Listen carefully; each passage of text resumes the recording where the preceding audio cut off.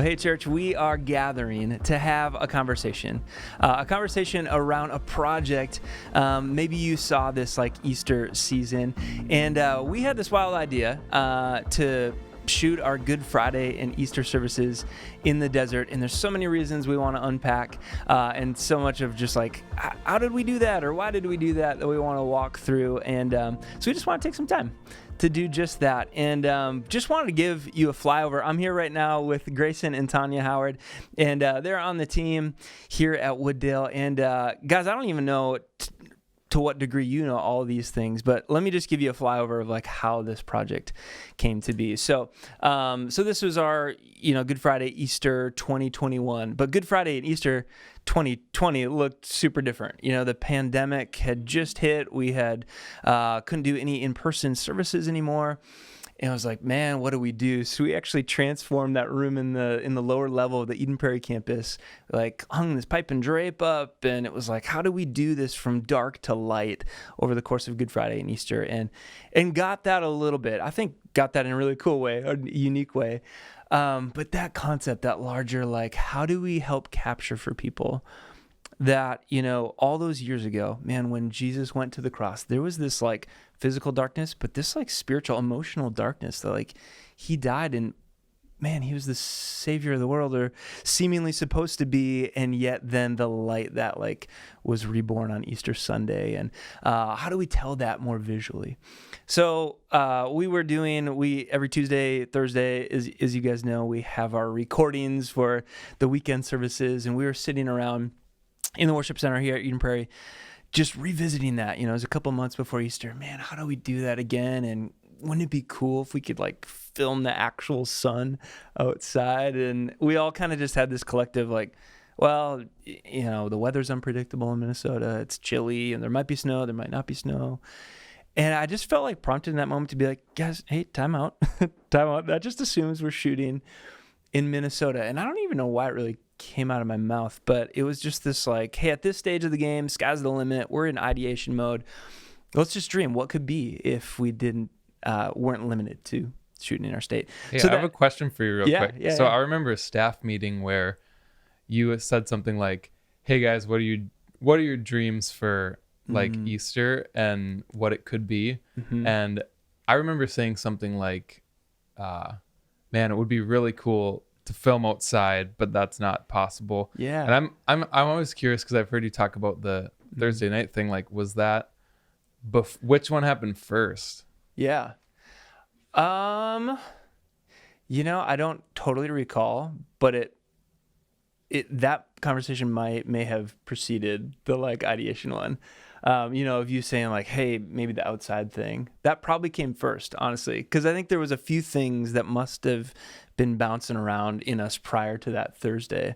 So whether it was, like recording outside, and maybe that was a seed you had helped plant, or maybe it was, kind of filming more in this like collective thing, less just in a line looking at the camera or the seats in an auditorium, and more of like we're in it together. And so I bet it came first. Yeah. So it was my idea to go to Arizona. No, I was just curious because I was wondering, did Jeff already have it in his mind, and you were trying to see if we would come up with the same idea? So anyway, that was a side note. Yeah, I don't think so. I know that maybe fueled a lot of stuff too.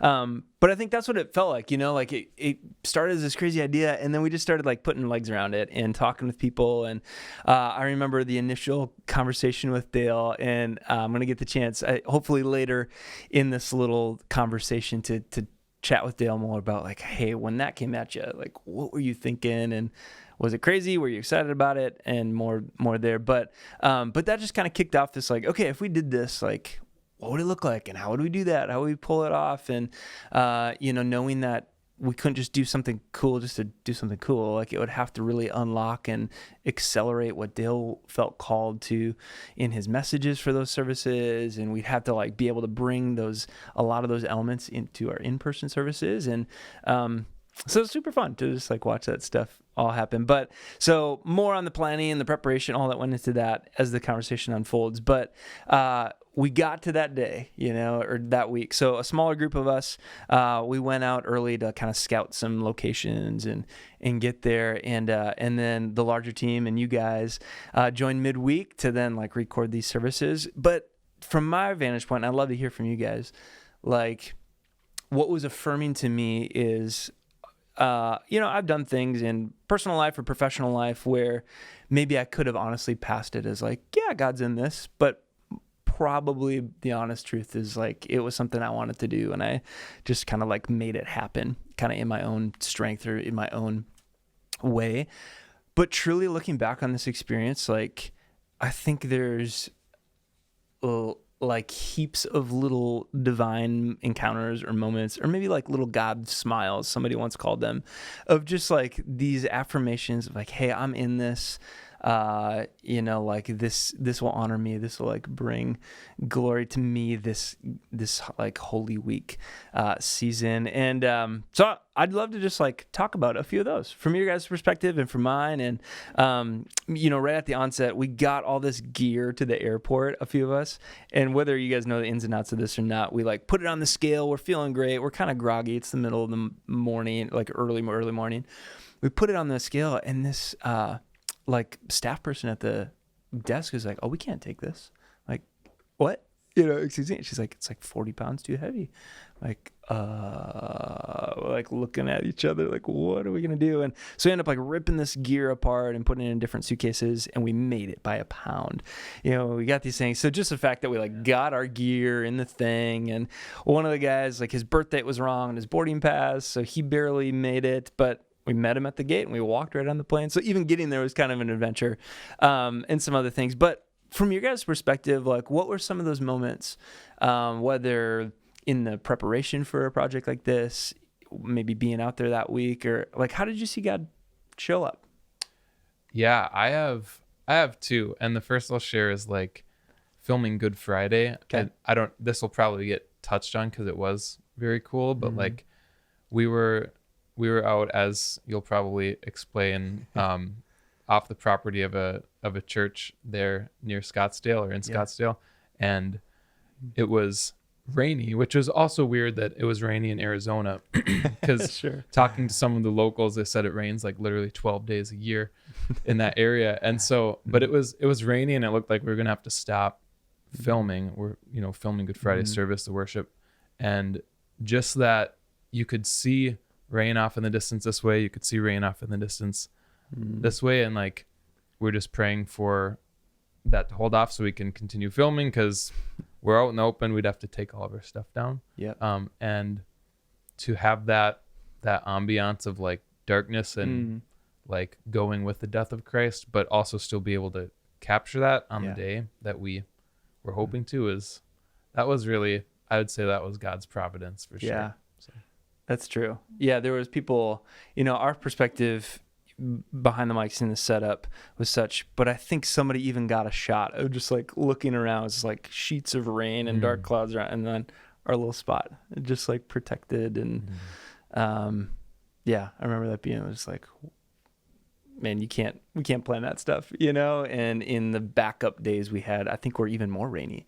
Like that next day was kind of a washout. We just like hung around our rental house, and it's just like, oh, we couldn't have filmed a backup anyways. So Right.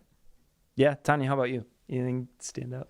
I had a little bit different experience. Yeah. I had sort of a hard time, and there was a lot of wrestling for me on this trip. It was really emotional. It came with a lot of hard moments of getting really sunburned that first day and having to kind of power through being so pregnant. And I think one of the most God's providence moments for me was standing up on that mountainside behind that church, and just the wrestle spiritually as well as physically, to engage in worship and really genuinely be worshiping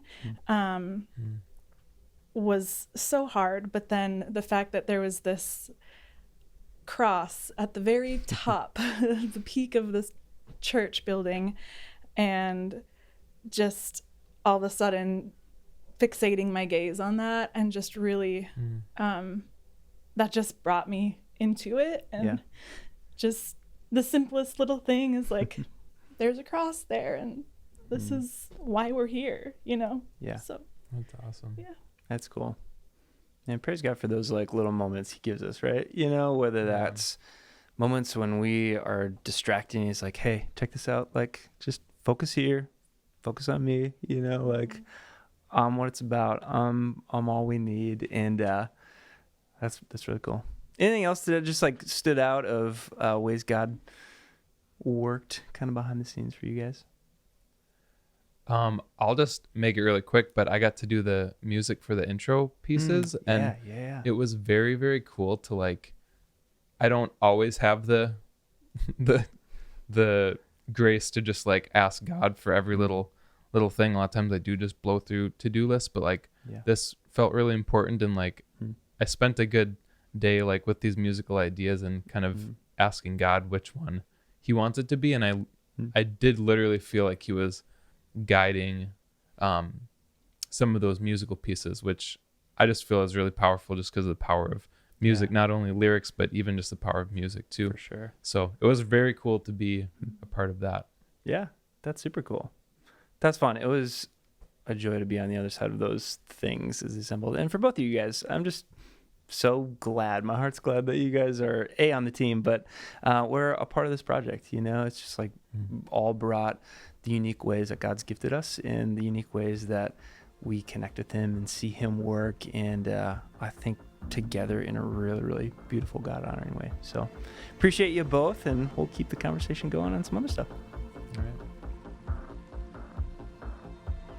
Well, Maddie, Chris, thanks for being here, just joining the conversation. We're reflecting on kind of our Good Friday Easter project, this from dark to light recording that we did out in Arizona. You guys were a part of that, and I'm just grateful that you were. So reminder, folks, Maddie is the worship leader at our Edina campus, and Chris here for the modern service at Eden Prairie. And guys, I'm just like thrilled you're on the team, and was so pumped that you were just a part of this like wild idea that started as a like what if, and I think hopefully became this like really cool expression not only of our church, but then of like the new thing that God's doing. And so I want to start with something and then open it up to you guys.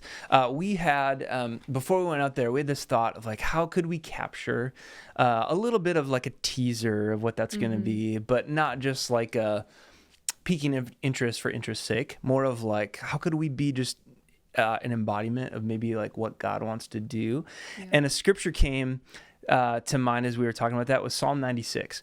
And it's all about a new song, like a new thing that God wants to do. And I just appreciate there's this author that wrote this kind of like paraphrase translation. Eugene Peterson wrote the Message. And I just think he captures some of that. So I just want to read that and then open up to you guys how you saw some of that newness. It says, sing God a brand new song. Earth and everyone in it sing. Sing to God. Worship God. Shout the news of his victory from sea to sea. Take the news of his glory to the lost. News of his wonders to one and all. For God is great and worth 1,000 hallelujahs. His terrible beauty makes the gods look cheap. Pagan gods are mere tatters and rags. God made the heavens. Royal splendor radiates from him. A powerful beauty sets him apart. Bravo, God, bravo. Everyone join in the great shout. Encore. In awe before the beauty, in awe before the might. Bring gifts and celebrate. Bow before the beauty of God, then to your knees, everyone worship. Get out the message, God rules. He put the world on a firm foundation. He treats everyone fair and square. Let's hear it from the sky, with earth joining in and a huge round of applause from sea.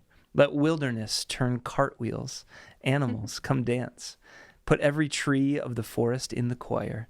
An extravaganza before God as he comes to set everything right on earth, set everything right, treat everyone fair. And there's just so much imagery in that I just love. Eugene Peterson is the man. But in that idea of a new song, like the newness that I think God was using throughout, kind of before this project and the preparation for it. But then as we were out there that week and maybe since, like, just curious, like what you guys from your roles and with your teams, like what kind of new things do you see in our church or in your leadership or in our communities? Well, with that project, especially the Arizona project, which is just a huge blessing to get to be a part of, that first verse of the psalm, "Sing the Lord a new song," I think that was really what we were trying to do overall with that project, to kind of embody that spirit of newness, of creativity in our worship, because God is the ultimate creator and we're endowed with his nature. So we each have a creative nature in us. So as creative arts staff, I'm just so like thrilled to get to be on a team where we get to explore how we are creative in worship and help our people to do that as well. So I think with that project, like the thing that probably was the biggest new unique thing was just how we incorporated nature, just with the visuals and our whole worship set being out in the desert on the hillside, for me was a really moving spiritual experience. And I hope that like could be the case for people watching online too, just to be able to worship while looking at the beauty of nature.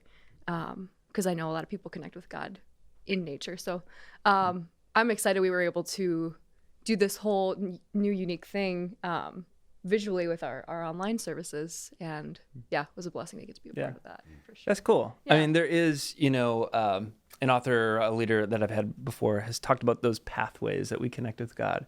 Sometimes they're through like worship through music. Sometimes, they're like taking a walk in nature.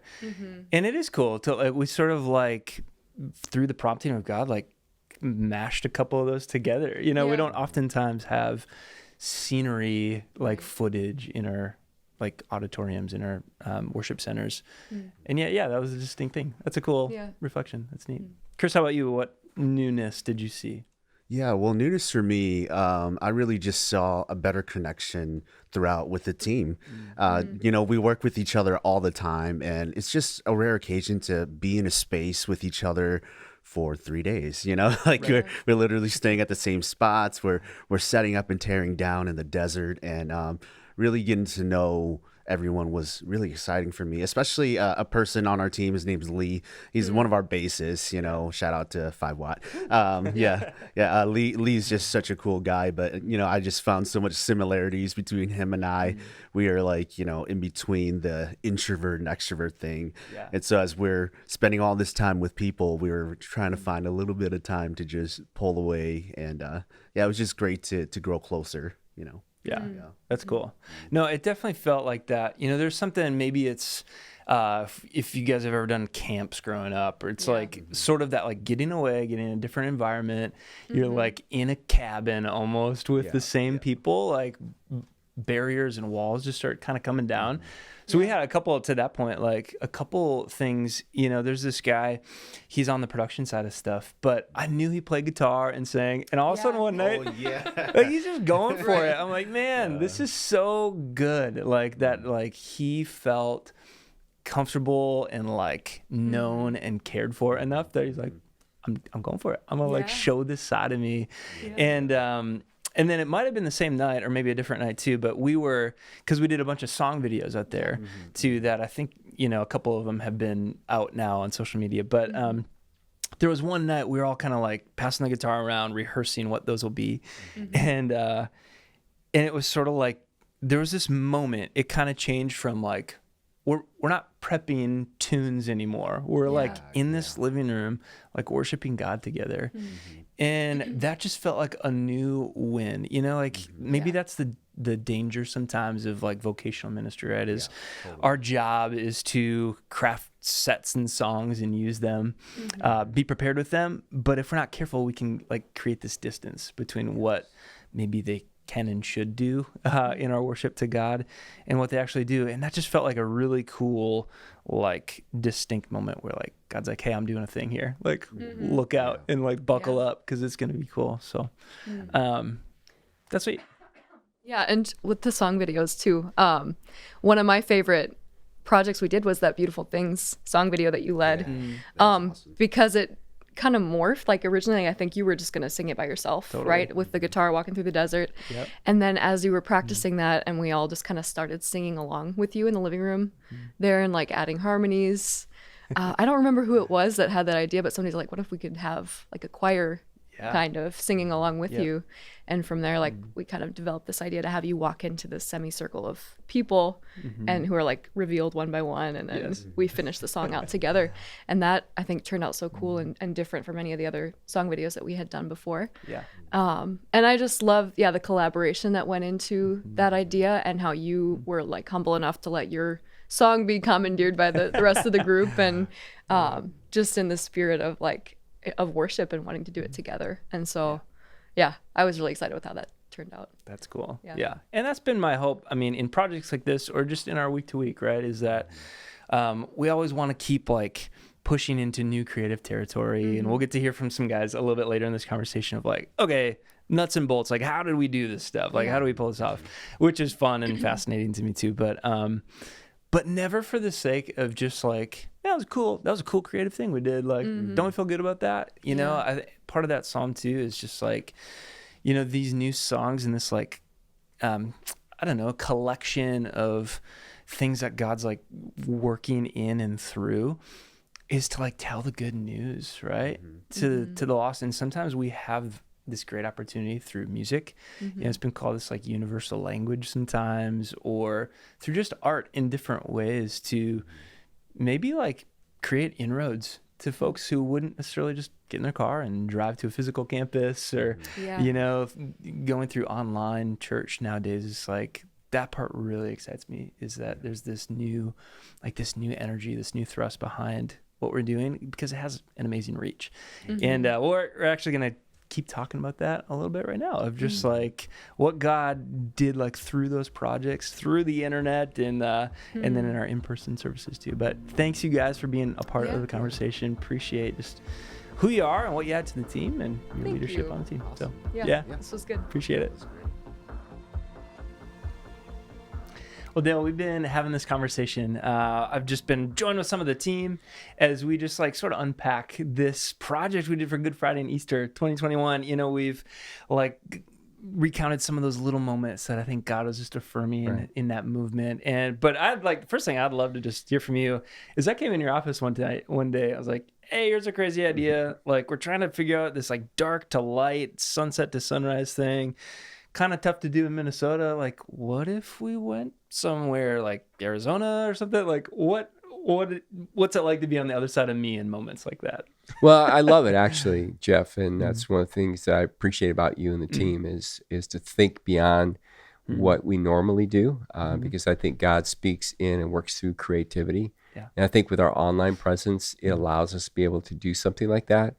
Obviously, what we shared online at Easter was different than what we did in person, and we could never have done in person what we did online, though we tried to incorporate part of it. But no, I was excited about that, and it got kind of my juices flowing, because I've done some things like that before. So it was like a aha moment. We can venture out there and really bring home a message in a powerful way that you can't by just being in a room and everything's so static. So I thought I was pumped about it. That's cool. Yeah. That's great. And it felt that way. I had no hidden agenda in any of this, but it was fun to just see the synergy like created in moments like that. And just again, appreciate you just taking like a risk on me and our team to do it. Yeah, it's worthwhile. But it was so fun to see, you know, some of the guidance that I was trying to give in the planning that we're talking about is, you know, coaching the team and reminding myself, man, to do something cool for the sake of something cool isn't good enough. You know, that needs to feel really cohesive with where you want to go and unlock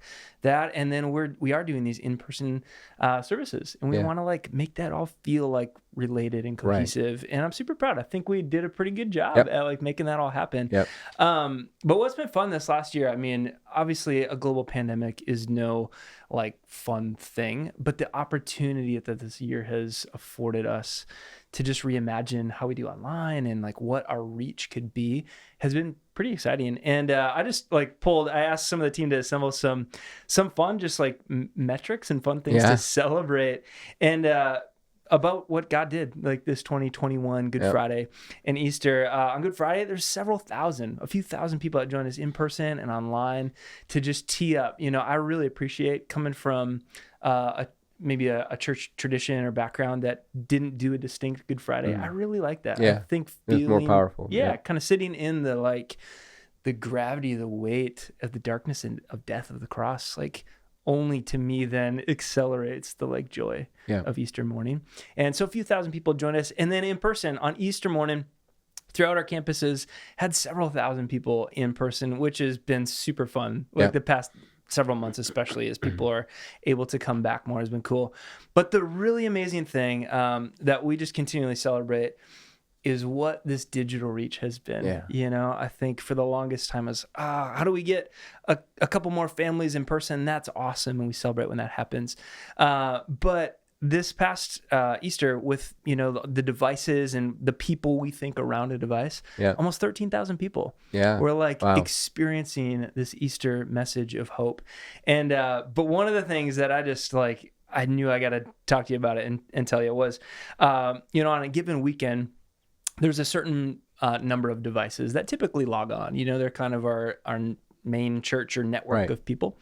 But over Easter, basically that number doubled, and over 1,300 devices that have never been connected to Wooddale logged on Easter week. And I just think like what a cool opportunity to really embody this call to just like share the hope of Jesus through online. And so 9 countries, somebody from Serbia joined us. It's kind of cool, and all across the world. But I just thought, man, what a cool opportunity. Yeah, I always wonder how they even find out, right? Right.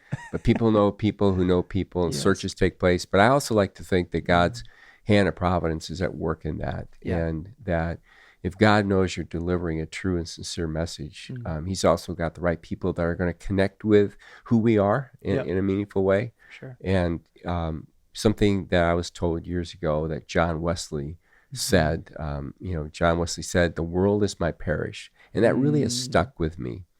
And I think with all the negative that COVID has brought, I think one of the positive things it has brought is it's caused many churches like our church to realize, hey, you know what? We have a wider audience. Yeah. And in many ways, Jeff, we're kind of a global church.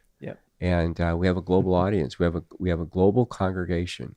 And it reminds me that when we all get to heaven, we're not going to be in segmented groups. We are going to be singing and praising and worshiping God, standing next to people from all the different nations, all singing in their own languages.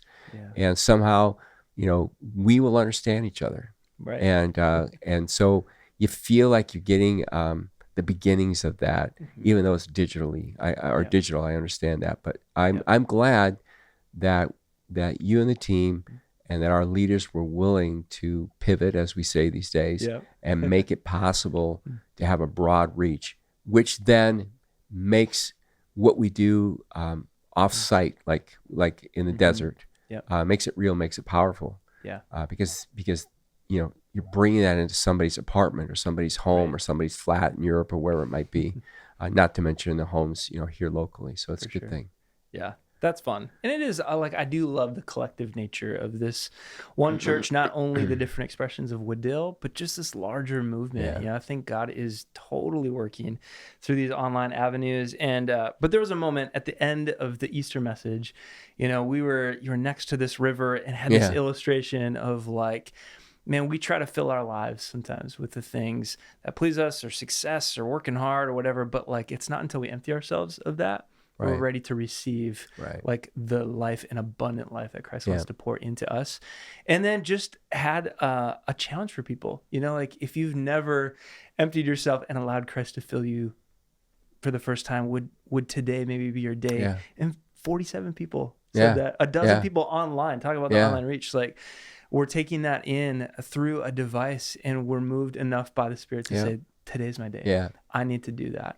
But then just kind of going like, maybe, you know, life gets in the way. And though we've had that moment of, yes, Christ filled me, you know, we lose a little water here and there. We like are tempted to put things, fill our own lives. And 225 people put a stake in the ground and said, I need to recommit and say that like, yes, Christ, you are the one that does the filling past capacity. So many of our church is just faithful followers, and they, use that opportunity as a way to continue to like say, I am a follower and I'll continue to be. But a really fun number that, just working in church ministry stuff isn't always celebrated or talked about is you had this moment of like, hey, maybe you're watching this and maybe you're seeing that and you're just not sure yet, or you just want to consider what that means. Right. 16 people said, that's where I'm at, Cool. both online and in our in-person campuses.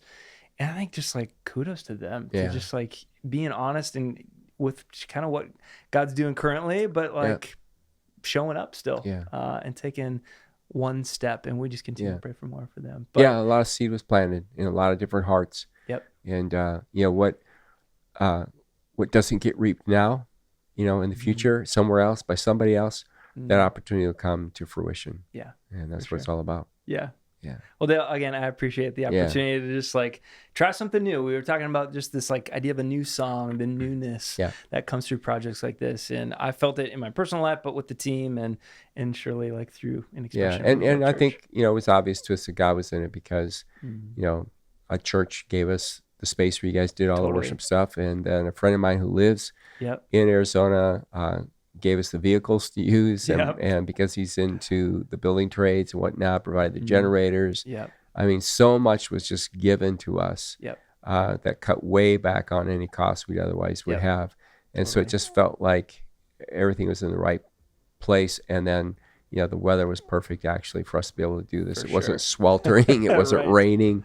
And so it was a great experience. I love doing it. And I'm excited about what other project God will bring along our way in the future. Absolutely. Yeah. Thanks for your time, Dale. Thank you. Appreciate it. All right.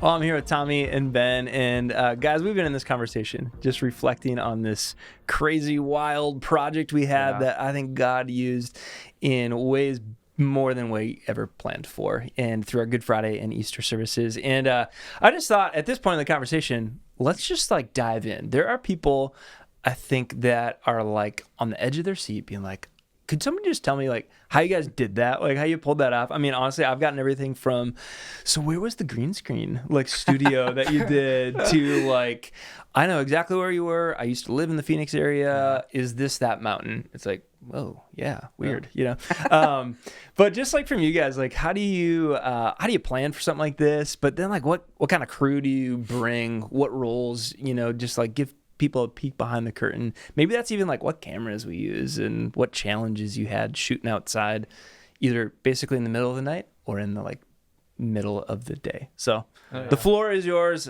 I'm just a student here too. Yeah. So planning for it was kind of crazy. Using Google Maps to figure out that looks like a good place to shoot. That could be a spot. Ultimately, I had a connection just with a church in North Phoenix that I'd been to a couple of times. I was like, man, I know this church butts up to this mountain and it's a really cool spot. Let me just give them a call and like tell them what we're doing.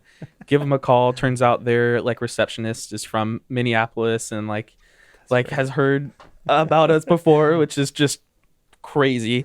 So talk to their facilities guy. He's just like, that's awesome. Let's do it. And they just hosted us really, really well. And kind of the idea of like we wanted to shoot the band close to the city, close to Phoenix, because man, there's a lot of gear, there's just a lot of stuff. If we get out there and we're like, oh no, we need a lot more mic cable, we can't like drive like 3 hours back to Phoenix to buy a cable. So it needs to be in a location that feels remote but is actually in the city and easy to get to. So and it's funny to say that because it happened with Grayson with the drum. Like he didn't have cymbals or something, and he had to drive to get like cymbals. Right. Went to the store. We had to. Oh, yeah. So I think about that happening if we were like way out in the desert or something. It's we need cymbals. Sure. So what do we do? Yeah. What do we do? We would have to shoot the next day. Yeah. No kidding. Yeah. Crazy. But I think it was like it was fun to think about like making.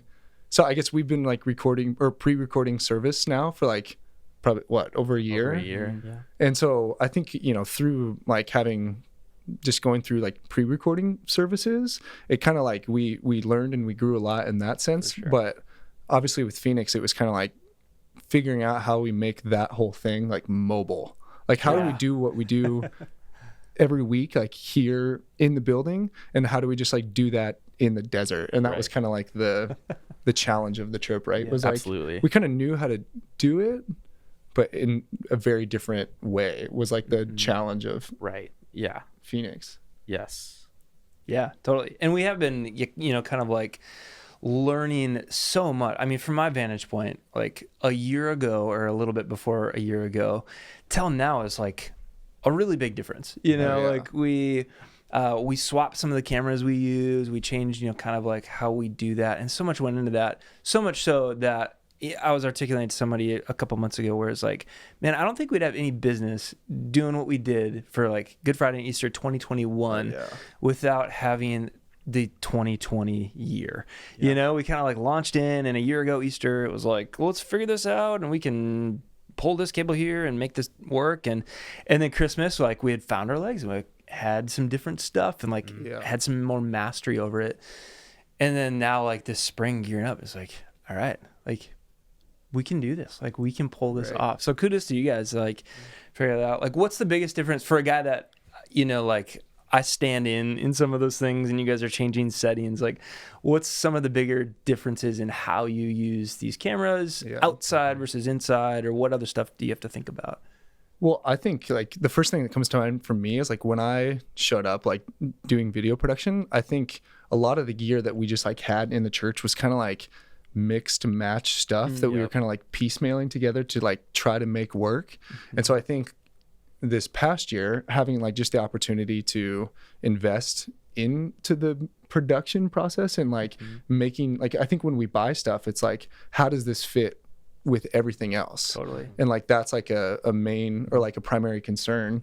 Like, we're not going to buy something unless it like meshes well with everything else. Absolutely. And I think if you have like a bunch of stuff that you're just trying to like fit together to make work, like you run into more like speed bumps than you want to. Yeah, I think the truth of the matter is like we're a church, right? We're not like a Hollywood production, so we can't just buy whatever we want and just use it for one thing and move on. We need to like come at it from an angle of like, this is an amazing tool. How can this fit into our process? Not just on a Tuesday or a Thursday when we're recording, but when we're off campus, when we're shooting all these other videos. How can this be a tool that is just truly multi-purpose? Yeah, for sure.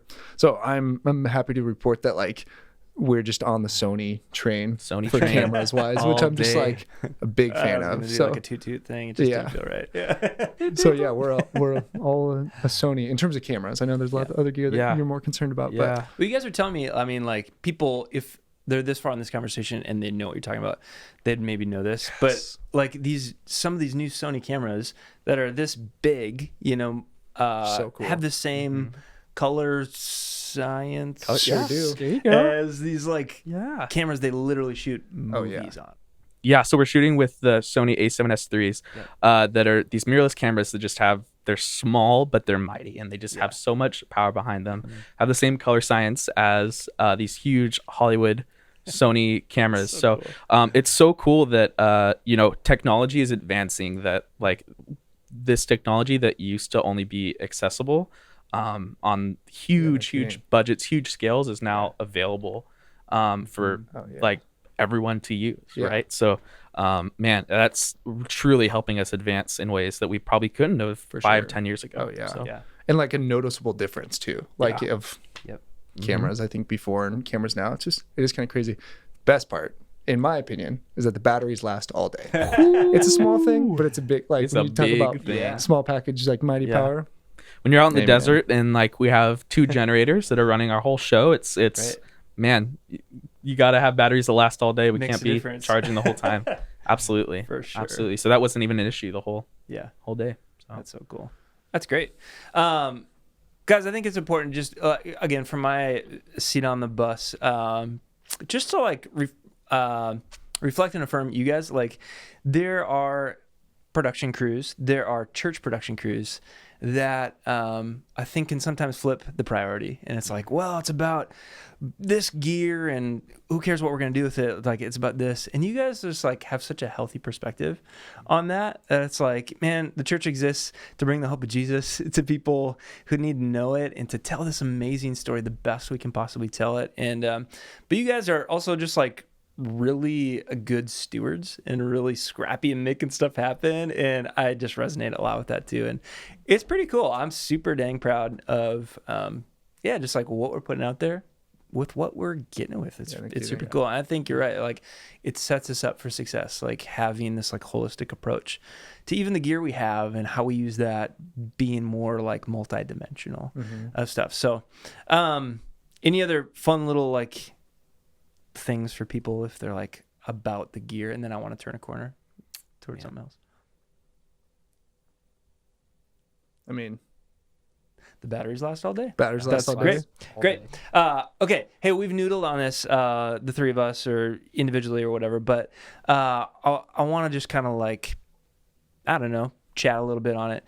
I think this last year has been, from my perspective, like a growth in a similar type of like medium, you know? So we've figured out the pre-recording thing. We kind of like launched into it because we needed to. But then we're like finding our legs and growing and like, you know, introducing different cameras or different ways we capture this stuff. But I think like, so maybe Good Friday and Easter were the fullest expression of that. But eventually how I've been articulating it when we've talked, you guys and I, like, it's like there is a cap. Ben, I think you said at some point, it's like, it's not just about like a bigger and bigger canvas doing the same thing. You know, like we're not going to have Christmas on the moon 2022 or something. Maybe. Stay tuned. Stay tuned.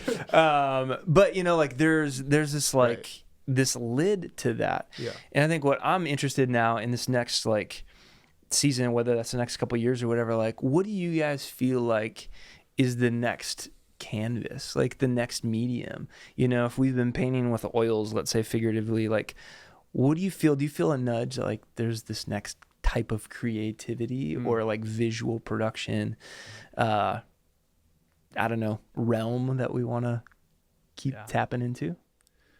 What is funny, like when you like talk about like trends or like what's coming or what's around the corner or like whatever like that, I just am mindful of that. Like a lot of trends seem to be somewhat like cyclical. Like a lot of things like start coming back around from that were like really popular, 20, 30, 40 years ago. And like it happens with shoes, it happens with fashion, that happens with, and I think it happens with photography and video production and stuff like that. And so I don't know necessarily like what that is, but I think we were even talking yesterday, like just being attentive enough and paying close enough attention to what that is. So you kind of don't fall out of what is fresh and new.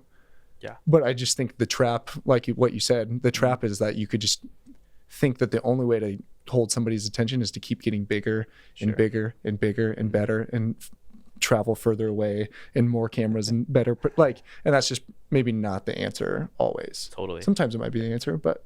Yeah, I think said plainly, if you were to ask me a year ago when we filmed that first Easter 2020, what we would be doing this year, I couldn't tell you. Yeah. And to be honest, like I don't know what this Christmas is going to look like, or what next Easter is going to look like. But man, I know like having the team we have and having these, launch boards, you could say every holiday is like, I think the possibilities are kind of endless as far as like where it could go. I think the most important thing that we're finding is like, we can do all these creative things, but it all needs to go back engaging people with Christ, engaging people with the Father, engaging hearts more than just like, oh, that was cool, but like, how is it refreshing for them? How is it life-giving for them? Totally. So I think that's the real question that we're going to continue to ask ourselves as we kind of grow and figure out what we're doing. Yeah, for sure. That's well said. I mean, good job with like the impossible question, right? It's like, hey, what's 2 years from now look like? I don't know. But yeah, I just resonate with that perspective a lot, like, and I think God blesses that. Like, I think God honors our movement towards the things he cares about. And like, sure, he's in the how, and I think smiles on when we get kicks out of like cool stuff that happens and what we do. Sure. And but yeah, there is maybe, Ben, to your point of like, there's this like cyclical nature of stuff, you know, kind of that old adage, like there's nothing new under the sun. And through these projects, especially this last year, like God's kind of reminded me of something a mentor once said to me of like, or somebody defined creativity. I used to think it was like some brand new thing that's never been seen or done or heard or, you know, like shot or whatever. And they're like, no, like that's stressful. That's really taxing to like put that pressure on yourself. Yeah, for sure. Instead, they define it as, and I think this project was like a cool embodiment of that, is like connecting previously unconnected things. Yes. So like when we can visually connect a physical landscape that's dark, and in the course of like a 4-minute song, you know, it's the middle of the day, I think that connection tells the story in a little bit different way.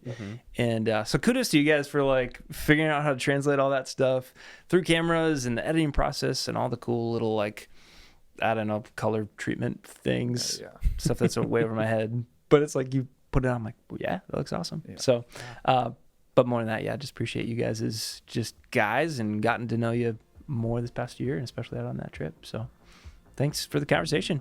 And folks, I hope you've enjoyed this, just kind of this conversation reflecting on what God like moved us towards this past Good Friday and Easter 2021. And I'm just like reminded that this is a team effort even greater than the folks that we've talked to today. You're part of that team. You're part of this like Wooddale team that is called to honor God by making more disciples, and we get just the opportunity, the thrill to do that through visual stuff and through our worship services. But you're a part of that story and surely a part of making that happen. So we appreciate you. Thanks for taking the time to hang with us and get to know this stuff. We'll talk to you soon.